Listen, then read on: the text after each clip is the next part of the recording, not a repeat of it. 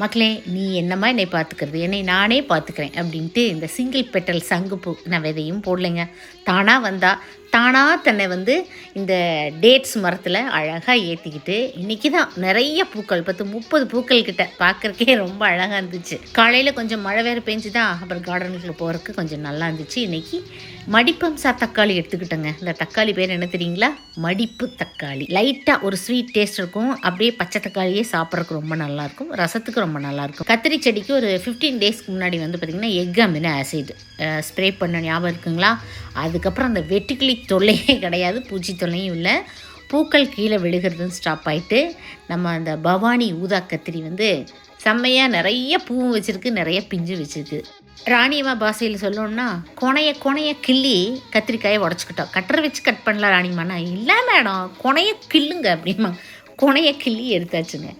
Happy gardening.